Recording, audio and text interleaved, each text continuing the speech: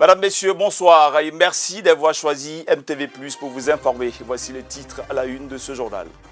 En Côte d'Ivoire, les bacheliers 2024 sont officiellement connus depuis hier. Les résultats du bac ont été proclamés dans notre pays par les autorités éducatives. Vous verrez en début de ce journal des scènes de joie qui contrastent avec des images de pleurs. Sur le continent africain, la situation sécuritaire dans l'est de la République démocratique du Congo est préoccupante selon les autorités des Nations Unies. Et puis sur le vieux continent, le lancement de la fusée Ariane 6 est prévu ce mardi entre 20h et minuit, heure européenne. Bienvenue à tous et merci de votre fidélité à ce journal. Je vous le disais en titre, les autorités éducatives en Côte d'Ivoire ont proclamé officiellement ce lundi les résultats du bac 2024. Dans cet élément, vous verrez des scènes de joie qui contrastent avec des images de pleurs. La scène se déroule dans plusieurs établissements à Abidjan, mais aussi à l'intérieur du pays. Cocody, lycée Sainte-Marie. À quelques minutes de l'annonce des résultats du bac, les candidats regroupés sont entre angoisse et incertitude. Puis arrive l'heure du verdict, les admis exultent.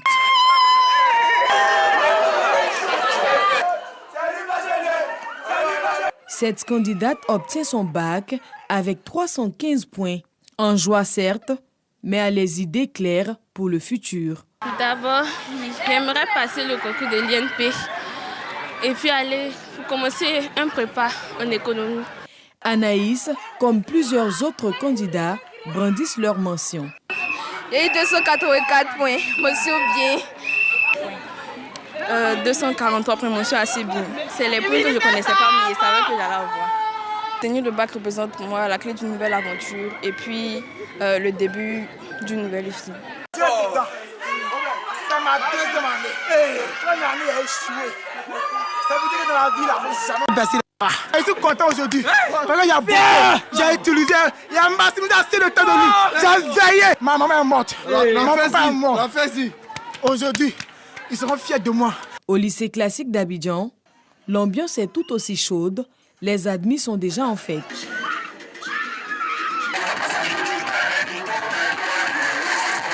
Je remercie aussi mes parents, ma mère surtout qui m'a conseillé sur comment je devais aborder cette année. Elle m'a donné certains conseils qui m'ont été vraiment précieux. Moi et mon frère sont aujourd'hui là, on a validé. On est ensemble depuis le primaire, aujourd'hui ça a payé. Il y a eu mon bac. En fait, il n'y a pas les mots. Il n'y a pas les mots, Seigneur. J'ai été admise au bac en lauréat 2024. J'ai eu 246 points et je suis très heureuse. Voilà, terminal D avec 240 points, voilà. Et c'est donc que je veux pas, j'ai qu'à ma frère partie. Ah, je ne croyais pas. Je tenais à remercier mon professeur de maths parce que j'ai jamais eu moyenne de classe. Mais à les amis, j'ai eu 13 en maths. Oui, merci monsieur Sekou. Merci. Merci.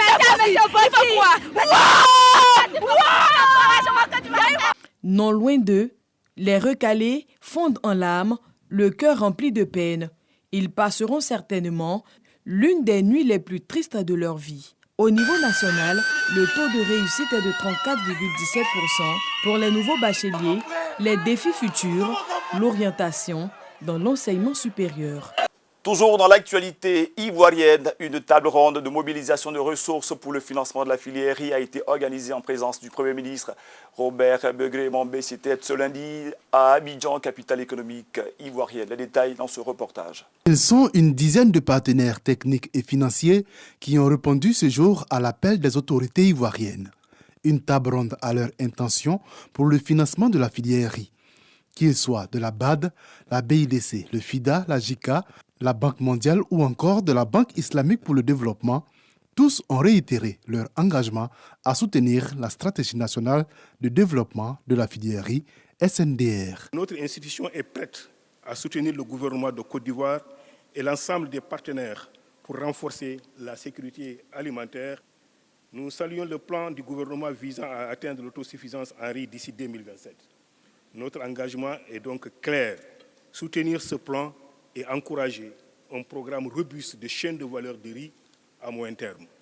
Nous nous engageons donc à combler le financement nécessaire, je l'ai dit et je le répète, une fois que nous aurons eu une idée très claire du coût non seulement global de programme Binch, mais également les détails des engagements pris par les uns et les autres. La Côte d'Ivoire veut, grâce à la SNDR, assurer la couverture des besoins de consommation par la production nationale de riz blanchi de bonne qualité, constituer les stocks de sécurité et exporter le surplus. Le financement de la SNDR 2024-2030 et sa mise en œuvre effective contribueront assurément à faire de la Côte d'Ivoire un modèle en matière de souveraineté alimentaire à travers la couverture totale des besoins nationaux en riz de bonne qualité, en quantité suffisante et à des prix accessibles à partir de la production locale. Le financement attendu pour la réalisation de cette stratégie est estimé à 798 milliards de francs CFA, dont 331 milliards dans sa première phase, c'est-à-dire entre 2024 et 2027. Cette table ronde offre l'opportunité d'avoir une bonne lisibilité sur le financement qui a été un maillon faible dans la mise en œuvre des précédentes stratégies. Nous avons fondé beaucoup d'espoir dans son organisation. C'est pourquoi je voudrais porter à l'attention des partenaires techniques et financiers, des familles professionnelles de la filière riz, des futurs investisseurs et des administrations ivoiriennes que les résultats de la SNDR 2024-2030 feront l'objet de revues périodiques au cours des comités interministériels des matières premières que je vais présider moi-même. Le Premier ministre espère qu'avec la contribution et la détermination de tous, l'atteinte de l'autosuffisance alimentaire en riz sera rapidement une réalité. Rappelons qu'entre 2008 et 2022, les importations de riz ont atteint 1,5 million de tonnes pour un coût total de 830 millions de dollars. La nouvelle stratégie devrait aider la Côte d'Ivoire à atteindre une production de plus de 4 millions de tonnes de paddy et couvrir les besoins nationaux. Nous ouvrons à présent le chapitre Afrique de cette édition, première destination la République démocratique du Congo. La situation sécuritaire est préoccupante dans l'est du pays. Les Nations Unies sont inquiètes. Devant le Conseil de sécurité lundi, le chef de la MONUSCO s'est alarmé de la dégradation sécuritaire dans l'est de la RDC. Bintou Keïta a pointé du doigt le risque réel que fait craindre l'expansion du M23 dans le pays. Les rebelles se sont récemment emparés de la ville de Kayabayonga dans le nord Kivu, incendiant plusieurs bases des FARDC. La situation sécuritaire dans l'est de la RDC a continué de se dégrader, atteignant des niveaux alarmants de violence et de déplacement de civils. Je suis profondément préoccupé par l'expansion rapide du mouvement du 23 mars, M23 dans le nord Kivu et son extension vers le sud Kivu, malgré les nombreuses opérations menées par les FARDC, régulièrement soutenues par la MONUSCO et la SAMIR DRC. La crise sécuritaire a son lot d'impact, notamment sur le plan humanitaire. La RDC aujourd'hui compte 7,3 millions de personnes déplacées, dont 6,9 millions dans les seules provinces de l'Est. Alors que la MONUSCO se prépare à quitter la RDC, les membres du Conseil de sécurité de l'ONU ont abordé la question de l'aide à apporter à la mission de la SADC. Ce n'est pas exactement ce que nous disons, mais nous voulons que toute chose soit conforme au plan de désengagement. Ainsi, nous prendrons le temps de consolider ce qui a été accompli dans le Sud Kivu, avec l'assurance que le gouvernement va continuer à renforcer ses capacités, notamment en déployant les forces de sécurité. Une fois de plus, le gouvernement rwandais a été accusé de renforcer son soutien au M23 et de lui avoir permis de réaliser des gains territoriaux majeurs dans l'est de la RDC. Toujours dans l'actualité africaine, les produits forestiers sont mis en valeur à l'occasion de la conférence internationale sur l'afforestation et le reboisement. Les détails dans cet élément. Sur cette allée du Centre international de conférence de Kintélé en République du Congo a été érigé le village des expositions de la conférence internationale sur la forestation et le reboisement, un espace où sont exposés les produits issus de la transformation du bois et d'autres ressources forestières, promouvant ainsi le développement de l'économie forestière. Parmi les exposants, le diacre Albert Niama est venu présenter différents produits thérapeutiques naturels. Et nous venons pour contribuer au sujet de cette conférence en ce qui concerne la médecine moderne, mais nous allons renforcer les capacités de cette médecine où dans cette médecine moderne, il y a des pathologies qui n'arrivent pas à traiter, mais nous, au niveau des thérapeutes, nous sommes capables de résoudre les problèmes de ces pathologies.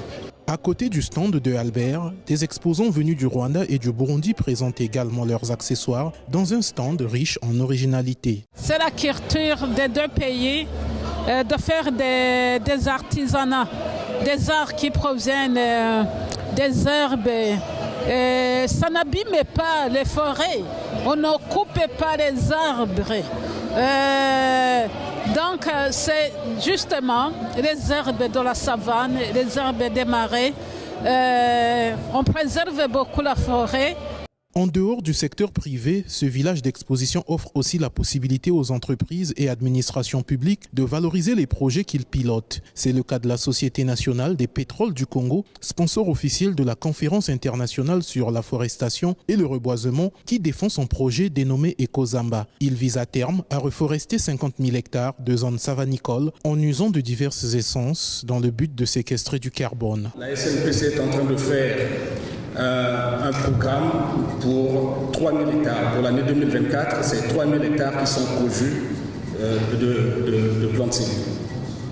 Et tout ceci se fait dans un cadre institutionnel bien défini, avec l'accompagnement des ministères, le ministère de l'économie forestière en premier, sous l'égide du PRONA, le Programme national de la forestation et de reboisement. Le village des expositions de la première conférence internationale sur la forestation et le reboisement offre une multitude de produits ligneux et non ligneux. Elle s'étend pendant toute la durée de cette grande messe du 2 au 5 juillet 2024 à Kintélé. Et puis, je vous lisais en titre, la compétition spatiale est accentuée désormais. La fusée Ariane 6 est prévue pour être lancée ce jour même entre 20h et minuit, heure européenne. Grand jour pour l'espace européen. Après plusieurs années de retard, cette fusée, l'Ariane 6, effectue son vol inaugural. La pandémie de Covid-19, la guerre en Ukraine et divers problèmes techniques ont retardé son achèvement et plongé l'Europe dans une crise spatiale. Depuis le retrait d'Ariane 5 il y a un an, l'Europe n'avait pas été en mesure de mettre des satellites en orbite. Europe again gets access to space. We did not have it for 1 year, and this is why last year I called the launcher crisis, just to make everyone aware how important it is to have access to space, to have data from our satellites on which we depend every single day, and this is fundamental for Europe. Toutefois, des retards ont conduit des entreprises comme l'Organisation européenne pour l'exploitation des satellites météorologiques à choisir SpaceX d'Elon Musk, concurrent de l'Agence spatiale européenne, pour lancer un de ses dispositifs de prévision météorologique. Cette décision a été motivée par des circonstances exceptionnelles, affirme son directeur général Phil Evans. Cela ne compromet pas notre politique standard de soutien aux partenaires européens, a-t-il déclaré.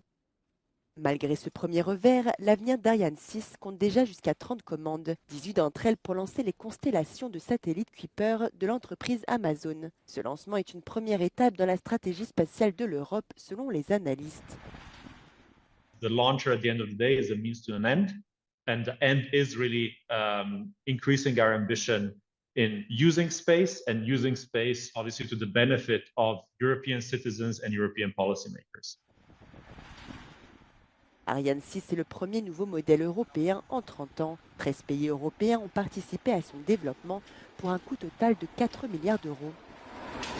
Un mot de football avant de refermer cette édition. La première demi-finale de l'Euro 2024 va opposer ce soir à 19h l'Espagne à la France. Kylian Mbappé, le capitaine des Bleus, aura fort à faire face à Lamine Yamal, le prodige espagnol.